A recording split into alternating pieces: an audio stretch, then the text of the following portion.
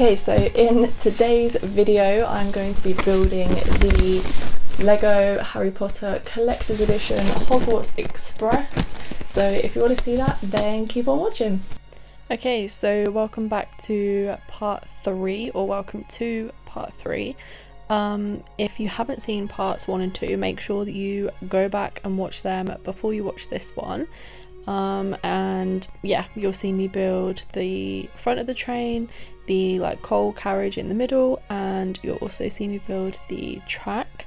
So yeah, if you haven't seen those videos already, make sure that you go back and make sure that you subscribe so that you don't miss any future videos, and also so that you don't miss part 4, which will be next week, which will be the last video of this little mini series. So yeah, make sure that you subscribe, go back and watch the previous videos, and make sure that you come back next week for the last video of this series. Okay, so anyway, back to this week's. So basically I'm just building the base of the carriage now. So yeah, obviously just building up from the bottom and then sort of build the sides up. And to be honest, I have already done this voiceover, but when I pressed stop, it just completely disappeared. So I'm trying to remember what I spoke about in the first recording that I did, and I'm kind of struggling. But yeah, obviously you can see that I'm just putting everything together. And yeah, I started to kind of separate the different pieces per each step, and to be fair, I normally do this anyway, sometimes in the larger sets. The smaller ones I don't really bother too much, but particularly in the larger sets I kind of put aside everything that I need for a specific step. And then I know that when I'm actually building it and trying to put it together, that I'm not missing parts out, because obviously I've pulled out everything that I need. So it just kind of saves time, because it saves me having to realise later down the road that I have missed a step or I've done something wrong, and then having to go back and do it all again. So yeah, it kind of just cuts that stress out basically. But yeah, you can see here, obviously I was just getting each part out for each step and just putting them together like that. But with this set as well, there were some really kind of cute little Easter eggy bits in there that I found quite cool. So you see just then I put a little frog in the corner, little green frog, and this is obviously supposed to be Neville's toad, Trevor. So he just goes in the corner, which I think is super cute. And obviously, if you don't know this, in quite a few of the play sets there are hidden frogs in there. Some of them have just some random coloured frogs, some of them have just got 1 or 2, and others are whole collections of them kind of.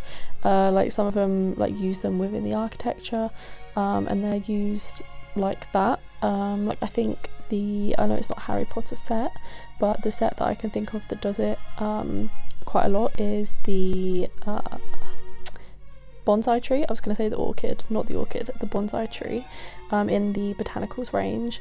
That uses pink frogs as the blossom, and I believe the wave painting also uses quite a few. But yeah, there's quite a lot of different sets that use the frogs, but the Harry Potter sets do also kind of hide them in and amongst the scene. Some of them are literally just in there, and then once the whole set is built you never see them again. So yeah, obviously this particular frog is supposed to be Trevor, but I just thought that I would mention it because obviously I know about the Easter eggs in the other sets as well. So yeah, I just thought that little detail was super cool and super cute. Okay, so at this point, like I said in the last video, I was kind of a little bit not bored, but getting over the repetition of some of these bits, because some of them would be 3 or 4 pages long. You'd build the whole thing, then you'd get to the end and it would have a times times 4 at the end, and you'd have to build it like another 3 times. So that was a little bit annoying, because obviously you think you're like progressing through the pages and you think, oh, I've not got much left, like it's nearly done, and then you have to go back through the pages again and that just got quite annoying, because I just wanted to progress through the book and get it done, and obviously every time I was trying to, it was like bringing me back a couple pages again, but in the end it turned out really cool, and obviously I love this set so much. I think it's great.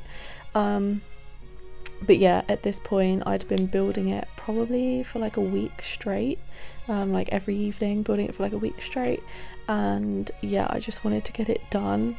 I was so desperate to just get it finished, and especially since I knew that even after this book there was still another one to go, and that one was the smallest book out of all of them, but obviously having anything after you've just done the biggest book of all is quite a lot. So to be fair, at this point I just wanted to like power through, get it done, get it finished, and get it like up on display, because the whole time that I was building it I hadn't put it on the shelf, because obviously I wanted to have the finished piece like in this video so that you could see it, but I knew that if I put it on the shelf I then would struggle to get it back down again, so I was literally just leaving it at the end of my bed, which was like quite a risky thing to do, because it was just like sat on the floor at the end of my bed. I was kind of like trying to tuck it in so that it didn't get like broken, kicked, or like my blankets didn't fall on it or anything, and to be fair I did have some of the minifigures fall off a couple of times,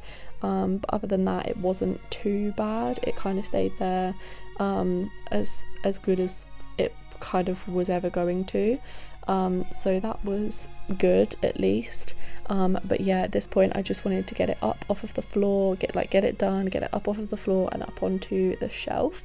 I'd like cleared all the shelf off and everything, like ready for it to go up, and I just wanted to get it up there, but yeah, I still had so much left to do. Obviously you can see how long this video is, and obviously with this video being almost like half an hour long, this is the reason why I split all of the books up into different videos, because if not this whole video would have been like 2 hours long, maybe a little bit less than that, but it would have been very long, probably about an hour and a half, and yeah, I don't really think anybody wants to actually sit there for an hour and a half and watch me build a Lego set. If you do, obviously you could just go back and watch the videos back to back, but yeah, I thought if I break it up then more people are going to be inclined to actually sit and watch it. I didn't want to bore you too much with an hour and a half of building Lego, but at the same time obviously you can put these videos on and like build Lego at the same time, or you know, do whatever at the same time, so yeah, I like watching these sorts of videos and you know, like building Lego alongside them, and you know, that sort of thing. But yeah, I just didn't really want to make like a really long like documentary basically, so yeah, that's obviously the reason for splitting it up how I have. And to be fair, you can probably tell how many days this took me based on how many like outfit changes I've had in each of the different videos, how many times you can see me wearing different socks and different trousers. Yeah, so that's like a way to kind of tell how much I did in a day. Obviously these are all sped up so much, because it actually took me in total probably about 30 hours to build. I don't know, that might be a slight exaggeration actually. It might have been closer to sort of like 20 hours. I don't know, I haven't actually fully like added it up, but it felt probably like that sort of time. Like I said, I did this over quite a few different days and I was building for probably 2-3 hours every day. So yeah, I definitely did end up doing this for quite some time, which obviously added to my desire to just get it done. I just really wanted to get it finished, and obviously at this point you can kind of see like different bits coming together. Like you can see the 3 like train compartments sort of coming together where obviously the scenes will be, and this part I was just kind of building up all of the actual seating, because that was kind of like the main part of what's actually in this part, obviously apart from building up the sides and stuff. But in terms of the internal parts of like this train, basically the main part was this seating area, and then there was a little bit at the end where the lady with the trolley comes around and she basically stands in there. So along the end there was some like suitcases and stuff in there, and an area for her to stand. But yeah, obviously like I said, just kind of building the seating area together, and yeah, once that had kind of come together, I could kind of see it coming together a little bit more and could see it like gradually getting there, which was great, because like I said, I was just kind of over it at this point. I just really wanted to get it up and on display. But yeah, I did, even though I have moaned about it a lot, I did actually really enjoy building this set, and I do love this set overall. It is definitely one of my favourites, if not my favourite that I have. I am hoping to get the Hogwarts castle at some point. Really want to get that so that, yeah, I can build that. Yeah, I think that would be really fun, and I've already got like a space picked out for it in my room. Hopefully it would fit there. I'm not sure if it would, but hopefully it would.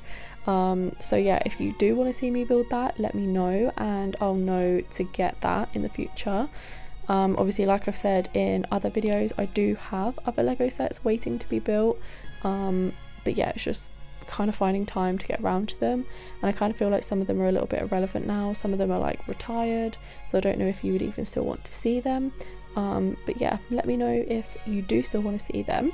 Also trying to find like inspiration for other videos, so if there's anything that you want to see, let me know.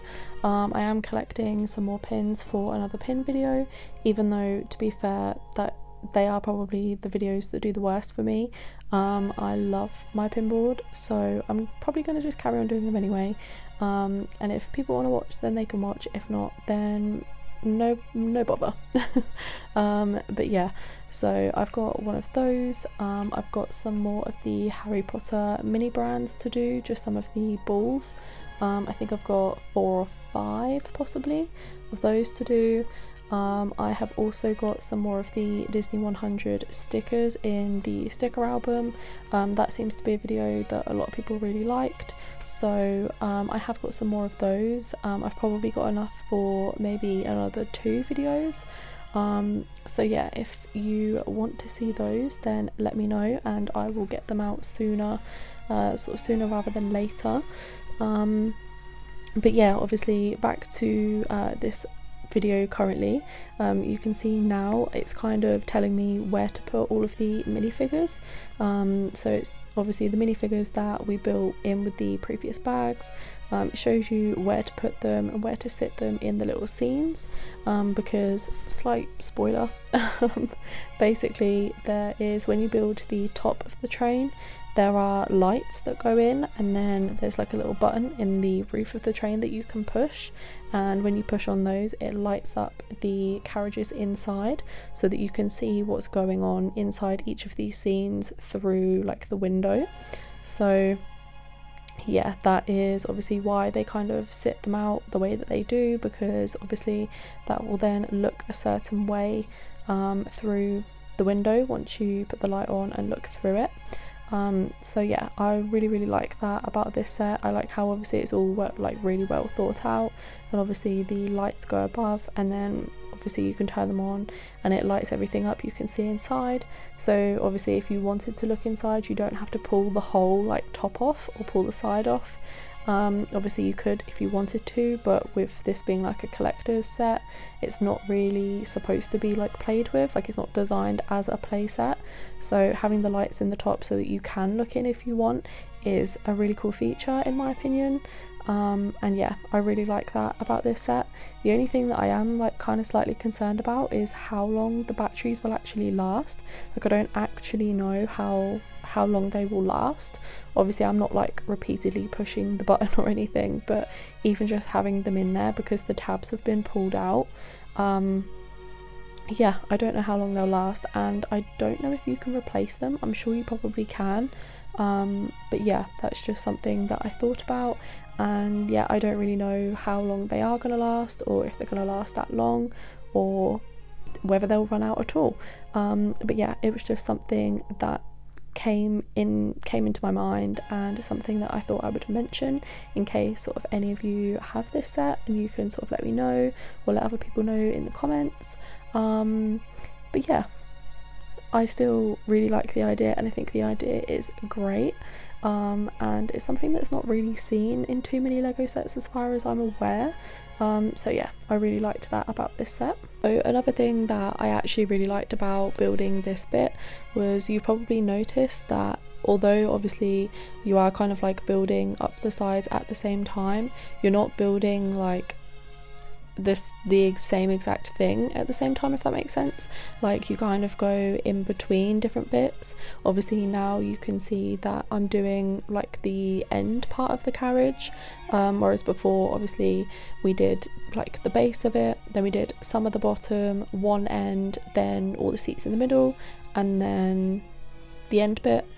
So yeah, that kind of helps break it up and makes it a little bit less boring than obviously just doing exactly the same thing over and over again, like in the previous book, sorry. I mean, I know obviously at some point that is a little bit unavoidable, but yeah, I really like in this bit how it does kind of like chop and change between what section you're building at the time. The thing is as well, is like looking at this, I feel like I've done so much, and like I remember at the time building it feeling like I'd done so much, but obviously there is still like the whole sides to build, like the two other sides to build in the middle, there's the roof to build, and there's also the wheels to go along the bottom. And I believe there's still a little bit of details on either end to go, so although it feels like you've done loads, there is still absolutely loads left to go. But I think because after each bag it looks like you've done so much more, and it actually builds up quite quickly, you don't actually realise how much you have actually got left, because yeah, other than the sides, it doesn't really look like you need to do too much more to it, in my opinion anyway. So yeah, I feel like that also helped contribute to it, so it wasn't one of those builds that looked like nothing right up until the last bag that then brought it together. Sometimes I do enjoy doing those ones because they kind of look like nothing until right at the very end, where they then come together and look amazing, but I really enjoyed this one because obviously it didn't do that, and you could see it all coming together, especially with how many bags there were. I feel like if it just didn't look like it was coming together, I would have been so inclined to just give up, or it would have taken me so much longer because I just wouldn't have wanted to actually do it and like sit down and like spend the time. But yeah, like I was saying, obviously with like chopping and changing between what we're doing, obviously now you can see I'm putting like the wheels together on the little like bits that stick on the bottom of the carriage, basically putting those together. So that's another little bit that kind of changed, obviously because we wasn't doing that before. So we've gone from like building the base and then putting all the seating in and the minifigures in, and then obviously building up like the edge pieces, to then building the wheels to go on the bottom. So yeah, you kind of almost like come away from the carriage a little bit, and then do that bit, and then obviously we'll go back to it afterwards. But yeah, I like how, like I said, it kind of goes in between different bits so that you don't get too like stuck on one bit. And also with like the minifigures going in so early, that I feel like that also makes you feel like you've done a lot more than you actually have, or like you're so much closer to finishing than you actually are, because usually the minifigures would be like the last thing that you would put in, obviously because most of them don't have specific, like in most sets they don't have specific places to go. You just kind of build all the minifigures and then put them together at the end. Obviously with this one, these ones all go together in one carriage, So yeah, I feel like putting the minifigures in so early made it feel like we were so much closer to the end than we actually were. I feel like at this point I was only maybe like 2/3 of the book through. We still had like loads left to do, loads to go, but yeah, it definitely didn't feel like that, and it didn't feel like too much of a chore to actually get it done. These bits were a little bit fiddly, like trying to get them in, and then I actually realised after quite a while of trying to get them in that I had built or put one of those bits on too far over, so I basically had to take it out again and move it over, like move it back one, because I had actually put it in a little bit too close, but that was fine. Once I figured it out, I just took it off and moved it over, and then that was that basically. And then the wheels on the bottom of the carriage were all done, and then we were back to the actual carriage itself. So again, like I said before, I started like laying all the bits out, so that I could do everything sort of like step by step, and know that I hadn't missed anything. And yeah, this definitely made it a lot quicker because I wasn't like searching for the pieces. I already had the pieces like sat there, and then obviously I could just pop them all together. And yeah, like I said, I know that I haven't missed anything out, and I'm not gonna have to go back to put anything back in. Basically I decided to start doing that because one of the bags I had finished, and I had a couple leftover bits that just looked like they were a little bit too big to be leftover bits. So yeah, I kind of went back and looked, and it was in fact me that had left something out. So yeah, I decided to start doing this, as you can see, just kind of laying everything out beforehand, like as I'm opening the bags and building the bits together. Yeah, it just made everything a little bit smoother, and to be fair, I don't really know why I don't do this all the time. I think I'm just a little bit too lazy to do it, but yeah, that's basically the main reason. But these bits that I'm building here now are the actual lighting rig bits, and they have the actual lights on them, but then they also have a quote attached to them that correspond to the scene that is going on. So one of the scenes is Ron, Harry and Hermione in the carriage from the Philosopher's Stone, when Ron and Harry buy all of the sweets off of the lady with the cart, and where Hermione comes in and wants to see Ron's magic. So that's one scene. The middle scene is when Professor Lupin is on the train, and yeah, there's the Dementor at the door, and he sat there with the three kids, with Ron, Harry and Hermione. That is the second one. And then the third one is Harry sitting on the floor with Luna talking to him, and then Draco Malfoy is like sat in the corner basically, slightly away from them. So yeah, they are the three scenes, and there are quotes above each one that obviously get lit up with the lights when you press them and look in through the window. At this point we were on the home straight. We basically just had the two sides to do, and a little bit on the roof, not really, because the sides kind of have the roof like joined onto them. So yeah, as you can see, just building one of these sides, and as you can see from the carriage, the part of the carriage that you can see, I had already put those parts of the roof on. So yeah, I was literally just building up the two sides ready to go on. But yeah, the only thing I would say about the design of these, obviously they're designed so that if you want to, you can kind of like pull them off and have a look in, but it did kind of make it a little bit difficult to move, because if you was like picking it up with one hand so that you could pick like something else up as well, you had to be really careful where you held it, because the two sides kind of like caved in a little bit when you did that. So yeah, that's just kind of one thing to sort of bear in mind. It does make it a little bit difficult to like pick it up and move it. Yeah, at this point I was getting super excited, knowing that this was nearly built and it was all coming together, and you could just see it all coming together at this point. And yeah, you could see obviously what it was going to look like.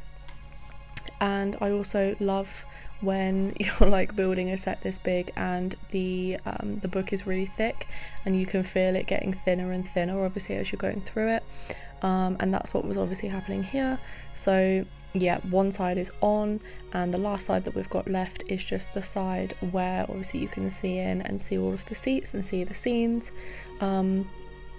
So yeah, I was just kind of laying everything out because I kind of skipped ahead through these bits and knew that I needed to build 3 of these bits.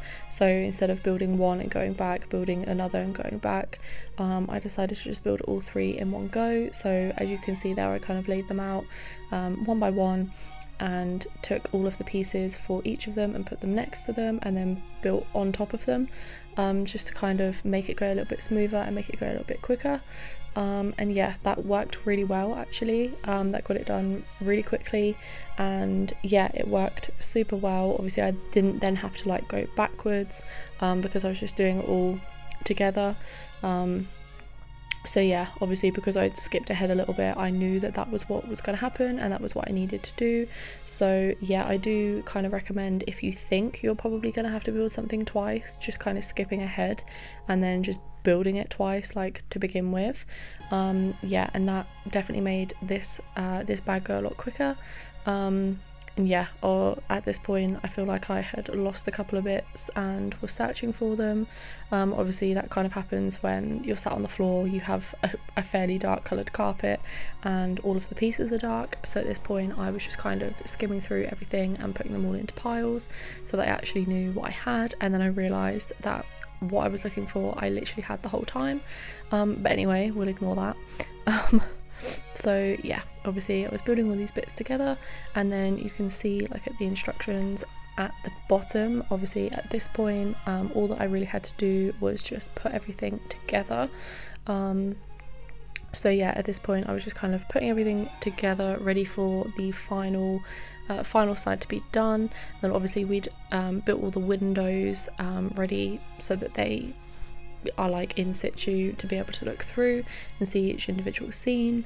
So yeah, we was basically done at this point, and all we've got left is the station. So make sure to subscribe and come back next week for the station and the final part.